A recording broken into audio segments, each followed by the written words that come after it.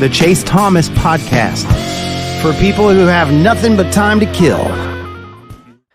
Final thing here, Jack Foster. ESPN's FBI loves the Vols football roster here going into next year. They're in the top 10 going into next year, post-transfer portal and everything else. When you start thinking about Tennessee and the 2024 roster, and like we kind of know now, by and large, injuries, I mean, like hopefully this is the vast majority of like the starters that we think and the guys who are in the building. Like we have a good idea of who's who and who's going to be starting, who's going to be in the 2 deep, that sort of thing. Does this feel like a top 10 roster to you, or do you think the computers might be overrating Tennessee just a little bit? Yeah, I mean, that's a heavy question because, you just have to kind of take into account all of college football, really. If you're ranking and you're putting Tennessee in the top 10 of the nation, when it comes down to it, I think games are won along the line of scrimmage and with elite playmaking at wide receiver and quarterback. And, if Tennessee's wide receiver core can obviously stay healthy, as it's struggled to do definitely last year, and Brazel's a dude, then it'll be among the best in the SEC, if not the nation. And if Nico is as advertised and can be a Heisman contender, obviously he can be among the best quarterbacks in the nation. And then you look at the line of scrimmage, I think the offensive line will be better. And then they potentially have top 3 overall pick James Pearce coming off the edge and a solid interior. So I think you can make the argument it's top 10. I would probably, just asking and not doing a whole ton of research about the top 30 teams in the nation and really making a list, I would probably say no, but just by default. But they have the upside to be 100%, and they have a lot of talent. So, Ryan, do you share Jack's sentiment there? Yeah, no, I think I'm in a similar boat to what Jack is, and I would simplify it even further. It's a pretty simple question about Nico. How good's Nico going to be? Because to me, if you take out the quarterback position and you don't look at quarterback position, I do not think Tennessee has a top 10 roster. But quarterback position is the most important position in sports by so much. And I think Nico is, it's hard to say what he's going to be, but I think he's capable of being really, really good and being one of the best quarterbacks in the country. So I think he can elevate it to that. And Jack's right. The receiver position to me is a big question mark too, because again, there's a lot of bodies there. Still, I think I probably have more questions about that position than most do, just from what the production level has looked like. You're totally right, but the upside's there. Last year, we were huge Dante Thornton guys. So, maybe he can figure it out. Well, hold on. On this podcast, I said that I'm a year 2 believer in the guy jumps. Like, I'm all in on Dante this year. Like, I am all in on year 2 Dante Thornton. Like, everyone's throwing Chris Brazel out. Chris Brazel's 2025, y'all. I'm like 2025. Circle back with me. I'm ready to ride the green wave of Chris Brazel here in orange and white. This year, though, Dante's like it's just he's forgotten, and I'm like, no, Dante, and he has more of like the downfield stuff that I think it's going to happen. Like, my gut just tells me Nico and Dante are going to be really good together. Dante was putting it all together before the ankle injury down the stretch last year. Like, that Mizzou catch was big time. He was really good in the Kentucky game. My gut tells me Dante is actually going to be really good. And I think Chris Brazel is going to be good eventually too for Tennessee.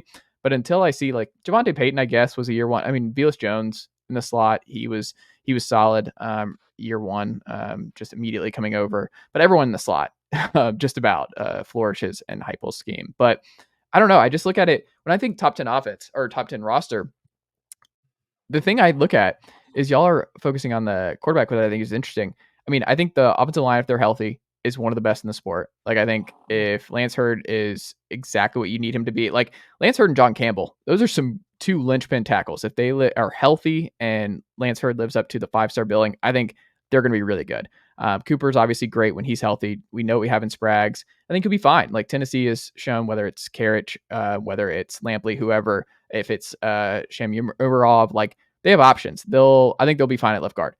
Wide receiver, people are overthinking that. I'm like, Tennessee's gonna be fine with wide receiver. Like, if Nico is who, like, they're gonna be fine. Yes, they're gonna be fine. No, someone's gonna be great. Just fine. Someone's gonna be a star. Tennessee's going to have a star receiver this year. If Nico is even 90%, 80% of what we think he can be, Tennessee, the offense just can't be hide. It just can't. You know what I mean? Like they both have to happen. Like you can't have an elite Nico Iamaleava and also not a gigantic season from at least one of these Tennessee receivers. One of these guys has to break out with Nico. Like it's just I don't see having one without the other.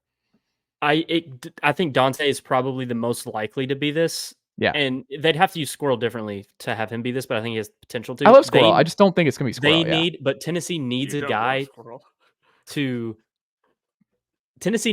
replace Jalen Wright's explosiveness in their offense. Like Jalen Wright had too many. What? I muted Ryan. Keep going, Jack. Oh, okay, gotcha.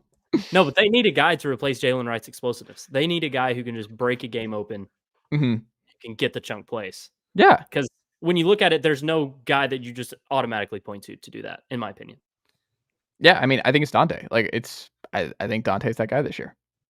Chase, you're right. If Nico's going to be elite, one of those guys is going to break out. Yeah, that's 100% accurate. That's what I'm saying, and I just think people are like way too scared to just like throw it because I think it's because there's just options. Like Tennessee's never had this many options, so nobody wants to be wrong, and everyone is just like couching. Well, like it could be Chris, it could be Squirrel, it could be Brew, it could be Caleb Webb, it could be. They haven't had this many options to where no one's a star. Yeah, but I don't like the stuff where they're but like. I would. For me, it's the fact that. And I could be way wrong about this, and obviously I think Nico is going to be better than Joe Milton was last year, but I do not think Joe Milton was the only problem in Tennessee's passing game last year. I do not think the receiver play was very good. So that's my point. That's why I think that, or why I'm concerned about that. It's not that there's so many options. It's that none of those guys last year were. Well, Brew wasn't a problem, and then Brew goes down. Yeah, the problem with the receiving core was Dante didn't do what he was supposed to. Like he didn't. Take the bull by the horns like we thought he was going to off the jump. Brew got hurt, and Keaton hands were bricks last year. Like that was the problem. Keaton's gone, Brew's healthy.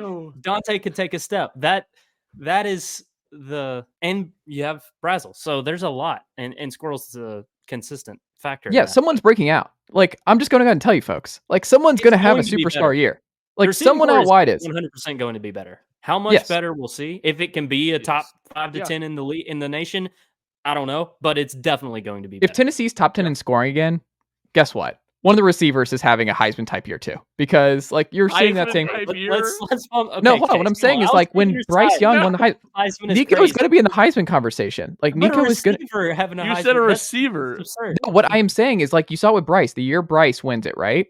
And you saw it with Mac Jones at that point, right? Where you've seen situations where the offense, the quarterback is electric.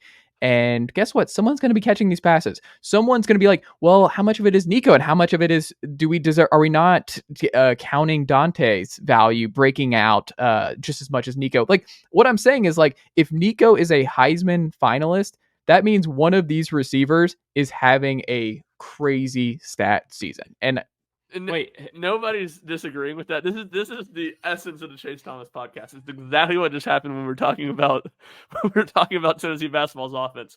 I'm with Chase. I agree with Chase, and then he says something so asinine, like that one of Tennessee's receivers is going to be in the Heisman conversation, and then I have to fight back against that, and then I feel like I'm just defending a point I don't even really agree with because I just have to push back.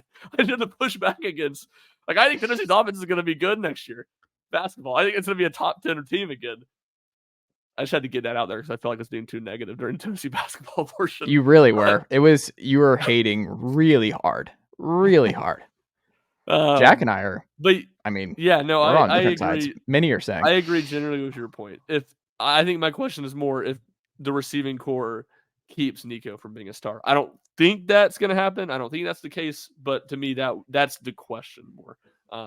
But yeah, if Nico has a great year, one of these receivers is certainly going to as well. I don't think the receiving core is going to hold down Nico, but it's not going to elevate him, whereas obviously Nico can elevate this receiving core to become really, really good. That's a great way of putting it.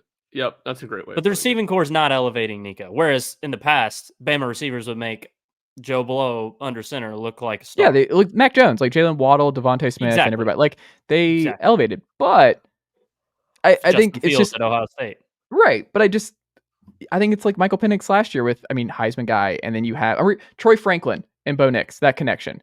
I can see something like that with Nico and Dante Thornton this year, where they both have just preposterous offensive seasons, and one's obviously they're going to get quarterbacks obviously in the Heisman conversation, but the numbers are following somebody. Like, I'm just going to go ahead and tell you folks, the numbers are following somebody. Nico's going to have a great year, and someone else in the receiver room is going to have a statistical fantastic season with him. And Ethan Davis, 1,000-yard season incoming. I love Ethan Davis. I just don't think the Titans are going to get the ball that much. No, he's not going to be able to get to 1,000.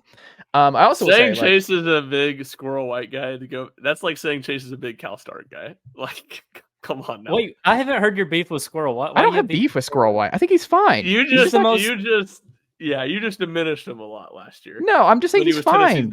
He's not a game breaker. That's what I'm saying. He's not like Squirrel White is consistent. I mean, he had a crazy bonkers catch that I will love forever, and I'm glad it happened like right in front of me. My dad in the South Carolina game. Like, Squirrel is Squirrel is solid. Squirrel's just not like he's not he's not Jalen. He's not a speed. Like, he's not even Velas.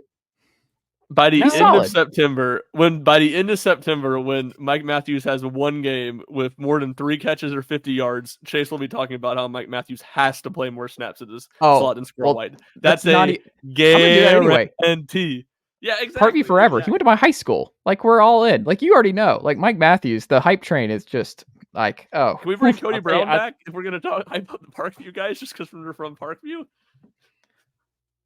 Is that the guy? Hating hard. 7 weeks away. Hold on. All right. Let me look up something. 7 weeks away. Oh, man. Just the hate is hard here. No, Mike Matthews is going to be good too. Braylon Staley? Yeah, probably will. I think he has more, like, what I've seen from Braylon Staley. I'm very excited about seeing him in the slot. Squirrel is solid. Like, he is solid. I just don't think he's a game breaker. I don't think he's someone who's going in the second round after this year. Like, Squirrel I like. He's solid. Who led Tennessee in catches last year? Squirrel. By 32. Yeah. It's crazy. It's pretty crazy. A lot of screens. All right. So Ramel Keaton had 35 catches last year, and you know what role he had. What's the over-under on drops? Yeah. What's the over-under on Mike Matthews catches this year? 24.5. Wait, what did Jalen have his freshman year? Yeah, well, stand by. His freshman year or his first year under Heupel? First year under Heupel. 21. Yeah, first year under Heupel. Peyton and Tillman were he had 21. Okay. I'll say over under 20. I'll say Mike has 28. I'll say he has 28. I think he has more than Jalen that year. That's pretty high. I think Mike's going to play. So you think he's third in the pecking order? Well, I think it depends on fourth in the pecking order. Well, it depends on which side. Like, because Caleb Webb and Chaz Nimrod factor into this too. So, like, it depends on where he slides. Like, is he directly behind Dante? When push comes to shove an SEC play, Tennessee's not running 5-6 deep wide receiver. I don't know. They have the guys. I don't think it's happening. They had to use Webb and Nimrod out of necessity. Well, I think they're going to at least start that way because they're going to figure out who their guys are. Like, I think you're going to see the rotation early. Against Chat, sure, but I think it might be longer than that. will be a really good gauge of how they're going to play their cards. I don't know. I can't believe I'm the only person high on Tennessee's roster and offense going into next year. It's unbelievable. Only one. Like, I'm the only one. Me against the world. Me against the world. That's a good point, Chase. Chase is like Mike Matthews, 40 catches, Khalifa Keith, 10 rushing touchdowns. That's a great thing. Like, Khalifa Keith, Jabari was the touchdown vulture 2 years ago, right? Like, what did Jabari have touchdown wise when he would get up double to the digits? Yeah, Jabari. I could see Khalifa Keith moving into that role eventually. 22. Jabari had 13 rushing touchdowns to. I love that. 10. Yeah, no, that could be Khalifa Keith's role. There you go. 38 passing touchdowns that year, and just 23 rushing touchdowns from their top two backs. That offense was so scary. Wait. Breaking news as of 2 minutes ago. Dante Thornton tweeted one. Oh, gosh. He what? He tweeted the number 1. This isn't a live feed, right? He just knows. Like, he knows. I'm all about it. Dante The Thornton. enemy speaks. If he had tweeted, "The enemy speaks kindly, but holds a knife," I would have been full Chase Thomas all in. And I actually, fully circling back, Chase, I am with you. If you told me I had to pick one of Nicely done, nephew. The Chase Thomas podcast. Hell yeah.